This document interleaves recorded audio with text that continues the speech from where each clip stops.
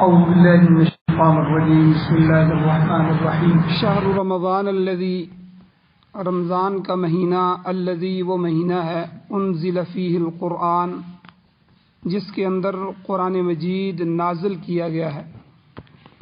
اور قرآن کون سی کتاب ہے کہ ھدی للناس، وہ قرآن جو لوگوں کے لیے ہدایت ہے، وبینات من الہدی، اور ہدایت کی واضح اور روشن دلیلیں ہیں، والفرقان، اور فیصلہ کرنے والی کتاب ہے۔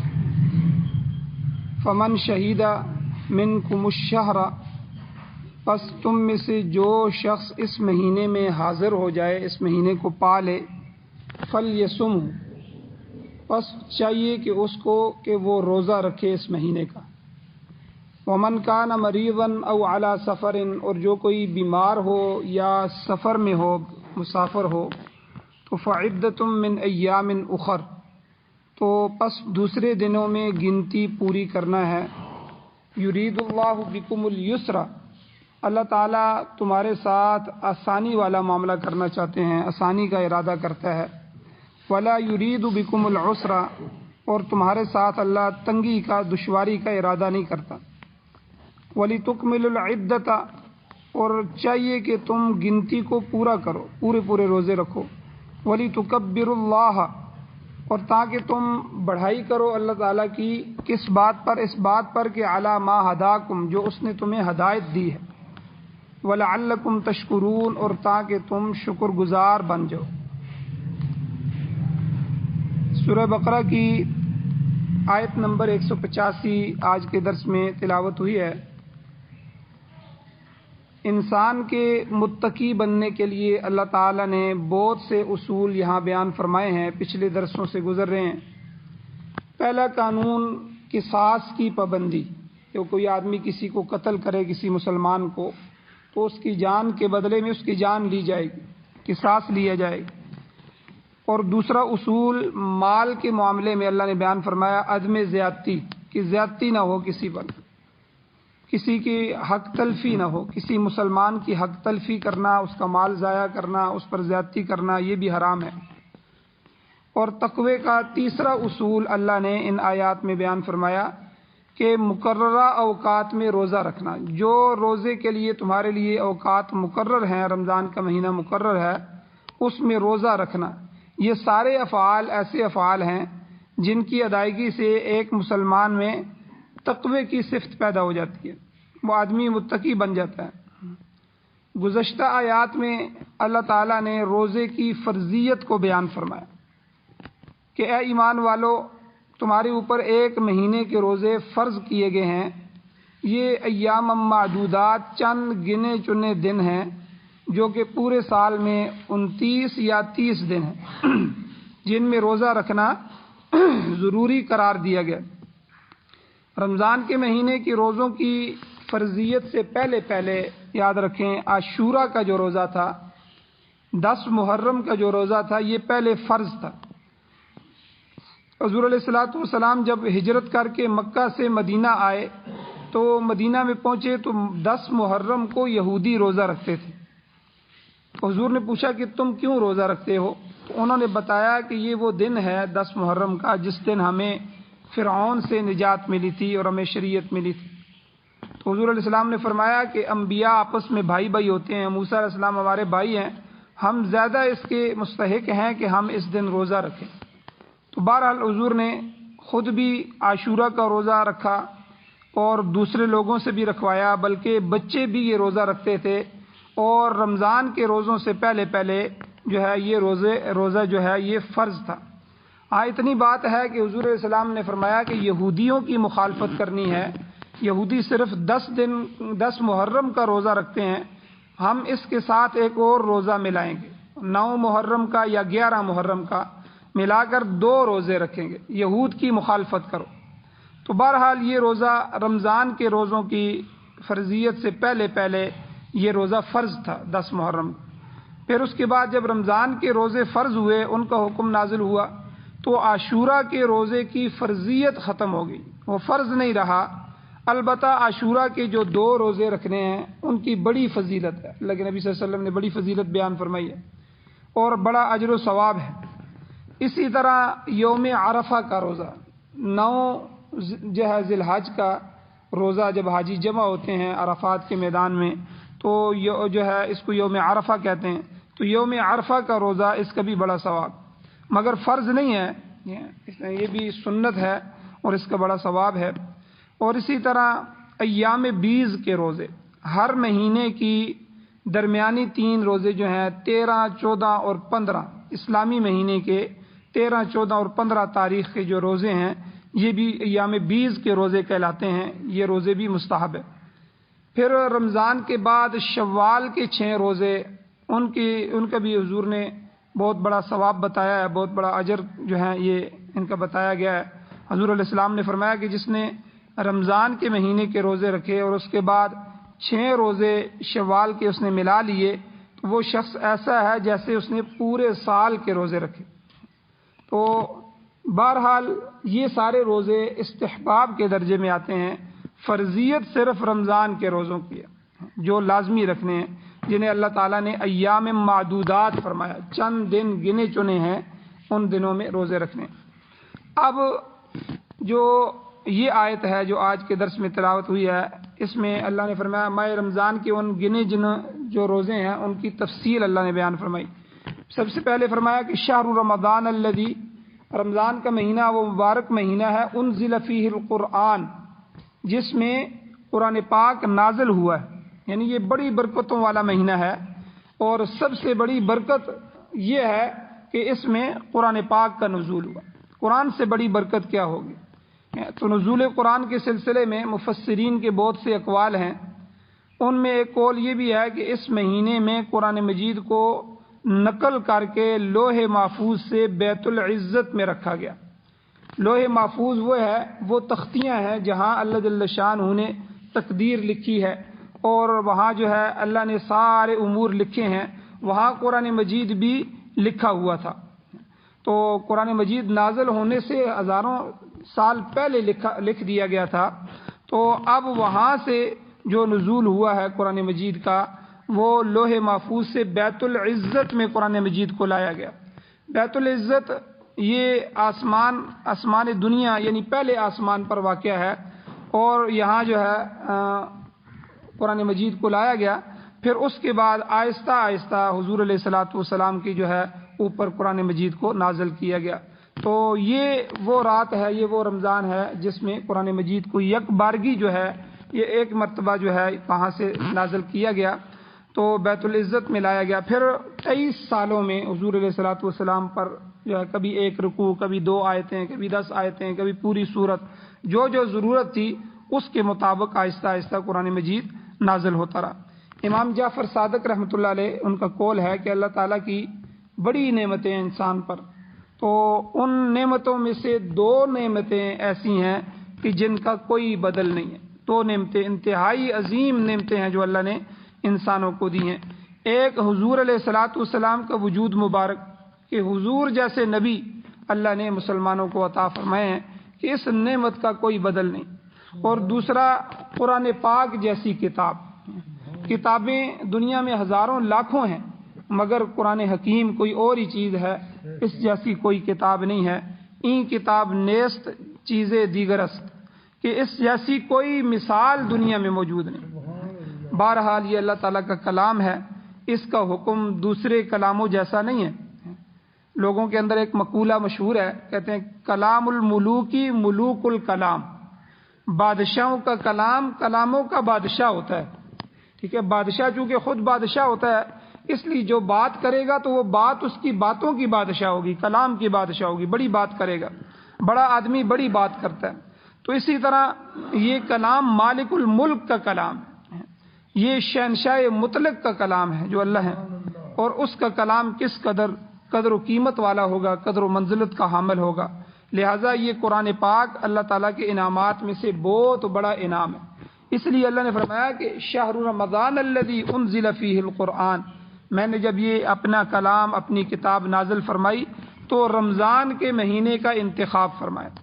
تو قرآن کی فضیلت رمضان کی وجہ سے، رمضان کی فضیلت قرآن کی وجہ سے، تو دونوں ہی بڑی قدر کی چیزیں ہیں۔ تو اب انسان بڑا ہی ناشکر گزار ہے جس نے قرآن پاک جیسی بڑی نعمت کی قدر نہیں کی۔ جس قوم کے پاس یہ کلام ہو وہ بھی پھر بھی وہ بھٹکتی پھرے، لوگوں کے سامنے ہاتھ پھیلائے پھرے، کتنی افسوس کی بات ہے۔ بلکہ حضور علیہ السلام کی حدیث بھی موجود ہے، ارشاد گرامی ہے کہ جس شخص کے پاس قرآن پاک جیسی نعمت موجود ہو پھر بھی وہ اپنے آپ کو حقیر سمجھے تو گویا کہ اس نے قرآن مجید کی اور اللہ جل شانہ کی توہین کی ہے۔ اتنی بڑی دولت اللہ نے اس کو دی ہے، یعنی اس کو اپنے آپ کو حقیر نہیں سمجھنا چاہیے۔ اللہ تعالیٰ کے ہاں وہ بڑی عزت والا ہے، مگر افسوس ہے کہ حامل قرآن ان لوگوں نے اغراض فاسدہ اور غفلت کی وجہ سے اس کی کوئی قدر نہیں کی ہے، خود تو اس سے مستفید نہیں ہو رہے، باقی دنیا کو بھی محروم رکھا ہوا ہے۔ تو بہرحال اللہ جل شانہ کی بڑی نعمت ہے قرآن مجید اور رمضان المبارک۔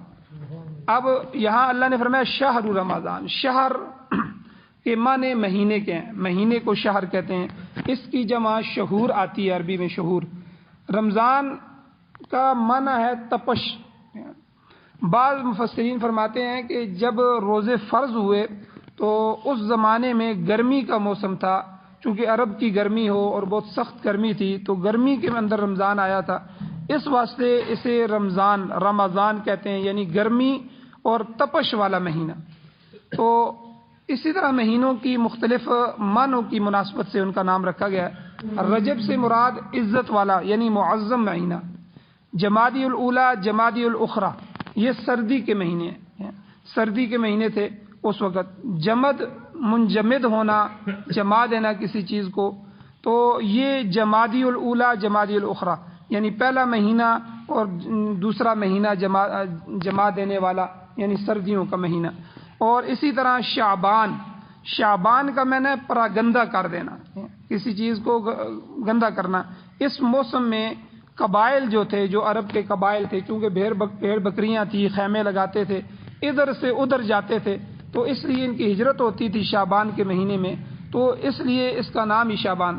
ذی قعدہ کہتے ہیں قعود کو یعنی بیٹھنے کے معنی میں، اور ذی الحج یہ نام اس لیے ہے کہ اس مہینے میں حج ادا کیا جاتا ہے، اس لیے اس کو حج والا مہینہ کہتے ہیں۔ اور محرم سے مراد حرمت والا مہینہ ہے، کیونکہ محرم کی بڑی حرمت ہے اور اس کی بڑی فضیلت بیان کی گئی ہے، اور یہ حضور سے پہلے بھی ہر جو ہے نبی کے حساب سے اور ہر امت کے حساب سے حرمت والا مہینہ رہا ہے، اس لیے اس کو محرم کہتے ہیں، حرمت والا مہینہ۔ اور سفر سے مراد، سفر کہتے ہیں خالی کو، خالی مہینہ۔ تو اسی طریقے سے ربیع الاول ربیع الثانی جو ہے یہ ربیع بہار کو کہتے ہیں، یہ موسم بہار تھا تو اس لیے اس کو پہلی بہار اور دوسری بہار۔ تو الغرض کہنے کا مقصد یہ ہے، مفسرین فرماتے ہیں کہ رمضان جو ہے اس کے یہ نام تپش کی وجہ سے ملا۔ تو جب ہر چیز گرم ہو کر پگھلنے لگتی ہے تو پگھلنے اور پگھلانے کا معنی اس کے اندر پایا جاتا ہے۔ اور اس کا ایک معنی یہ بھی ہے کہ روزے رکھنے سے مسلمان جسمانی طور پر تکلیف میں مبتلا ہوتا ہے، جب وہ اس تکلیف کو برداشت کرتا ہے تو اس کے گناہ پگھلنے شروع ہو جاتے ہیں۔ تو گویا یہ مہینہ، رمضان کا مہینہ، گناہوں کو پگھلانے والا مہینہ۔ تو اسی طرح قرآن مجید جو ہے اس کی بڑی فضیلت ہے۔ ایک زمانے میں مسئلہ خلق قرآن پیدا ہوا، بعض گمراہ لوگوں نے قرآن پاک کے کلام اللہ ہونے سے انکار کر دیا کہ یہ اللہ کا کلام نہیں ہے، اس کے بجائے قرآن مجید کو مخلوق کہا گیا ہے، یہ خالق کا کلام نہیں ہے بلکہ یہ مخلوق ہے۔ اور یہ فتنہ 2-3 صدیوں تک رہا، یعنی کوئی 1-2-4 سال کے لیے نہیں، 2-3 صدیوں تک قائم رہا۔ البتہ اور کئی قسم کے فتنے بھی موجود ہیں۔ تو اس زمانے میں اس مسئلے کی وجہ سے اللہ والوں نے بڑی بڑی تکلیفیں برداشت کی۔ کئی علماء اسی مسئلے کی وجہ سے سولی پر لٹک گئے۔ امام احمد بن حنبل رحمۃ اللہ علیہ نے 4 حکومتوں کے زمانے میں اسی ابتلا کے اندر، اسی جو ہے ظلم کے اندر جو ہے انہوں نے زندگی گزاری۔ 4 حکومتیں ان پر گزری ہیں، ان پر مسلسل ظلم ستم کے پہاڑ توڑے گئے، ان سے قرآن پاک کے مخلوق ہونے کا فتویٰ حاصل کرنے کی کوشش کی گئی، مگر آپ نے ہمیشہ انکار فرمایا۔ فرماتے تھے میرے پاس اللہ کی کتاب ہے اور رسول اللہ صلی اللہ علیہ وسلم کی سنت ہے، تم کوئی اور چیز لے کر آئے ہو تو بتاؤ تاکہ میں اس کے مطابق بات کروں۔ آپ نے 1000 مصائب برداشت کیے مگر قرآن و سنت کے خلاف فتویٰ نہیں دیا۔ تو اس لیے جو ہے قرآن مجید یہ مخلوق نہیں ہے، یہ خالق کا کلام ہے، کلام اللہ ہے۔ اللہ جل شانہ نے خود اس کو کلام فرمایا ہے۔ جس طرح میں یہ جو باتیں کر رہا ہوں، میری باتیں میری جو ہے جسم کا حصہ ہے، تو میری باتیں میرے وجود کا حصہ ہیں۔ اسی وجہ سے جو آدمی کسی کو گالی دیتا ہے تو کہتے ہیں کہ اسی نے گالی دی ہے، کہ میری تو زبان بولی ہے۔ بھئی تمہاری کلام تو تمہارا ہے، تمہارے اندر سے نکلا ہے۔ تو اس لیے اللہ نے جو کلام فرمایا وہ کلام مجید ہے، قرآن مجید ہے، تو اس لیے یہ کلام اللہ ہے، تو یہ مخلوق نہیں ہے۔ تو بہرحال یہ مسئلہ بھی اس ضمن میں بیان ہوا۔ اسی طرح نزول قرآن کے متعلق حضرت عبداللہ ابن عباس رضی اللہ تعالیٰ عنہ اور امام حسن بصری فرماتے ہیں کہ اللہ تعالیٰ نے قرآن پاک کو رمضان کی ایک رات لیلۃ القدر میں جو ہے لوح محفوظ سے بیت العزت میں اتارا۔ وہ رات لیلۃ القدر کی رات تھی رمضان میں، کہ اور پھر وہاں سے پھر پورے 23 سالوں میں تھوڑا تھوڑا کر کے حضور خاتم النبیین صلی اللہ علیہ وسلم پر نازل ہوا ہے۔ تو نزول قرآن کی اس رات کے متعلق خود اللہ جل شانہ نے قرآن مجید میں فرمایا کہ لیلۃ القدر خیر من الف شہر، کہ ہم نے اس قرآن کو نازل فرمایا انا انزلناہ فی لیلۃ القدر، لیلۃ القدر میں خود لیلۃ القدر کا تعارف کروایا کہ وہ 1000 مہینوں سے بھی زیادہ بہتر، یعنی اگر یہ میسر آ جائے کسی کو نصیب ہو جائے تو ایک رات کی عبادت تقریباً 83 سال کی عبادت سے بھی افضل، بڑی فضیلت والی رات ہے۔ تو اللہ نے پھر رمضان میں سے بھی قرآن کے نزول کے لیے اس رات کا انتخاب فرمایا، اور اسی طرح دیگر جو آسمانی کتابیں ہیں تقریباً وہ بھی رمضان المبارک کے اندر نازل ہوئی ہیں۔ طبرانی شریف کی حدیث ہے، روایت موجود ہے کہ حضرت ابراہیم علیہ السلام کے جو صحیفے تھے وہ رمضان المبارک کی پہلی تاریخ کو نازل ہوئے، اور اسی طرح تورات جو حضرت موسیٰ علیہ السلام کو دی گئی وہ 6 رمضان المبارک کو ان کو عطا کی گئی، اور اسی طرح انجیل جو حضرت عیسیٰ علیہ السلام کی کتاب ہے ان کو ملی وہ 13 رمضان المبارک کو جو ہے نازل ہوئی۔ اسی طرح قرآن پاک 24 رمضان المبارک کو نازل ہوا۔ یہ تفسیری روایات سے معلوم ہوا ہے۔ بہرحال رمضان المبارک کو قرآن پاک کے ساتھ ایک خصوصی تعلق حاصل ہے۔ یہ وہ ماہ مبارک ہے جس میں اللہ تعالیٰ نے انسان کو بہت بڑی یہ نعمت عطا فرمائی ہے، تو اس لیے تلاوت قرآن کا بھی خصوصی اہتمام ہونا چاہیے اور رمضان کے روزوں کا بھی خصوصی اہتمام ہونا چاہیے۔ اللہ جل شانہ سے دعا ہے اللہ ہمیں عمل کی توفیق عطا فرمائے۔ آمین۔ الحمدللہ رب العالمین والعاقبۃ للمتقین والصلاۃ والسلام علی رسولہ النبی الامی الکریم۔ اللہم ربنا آتنا فی الدنیا حسنۃ وفی الآخرۃ حسنۃ وقنا عذاب النار۔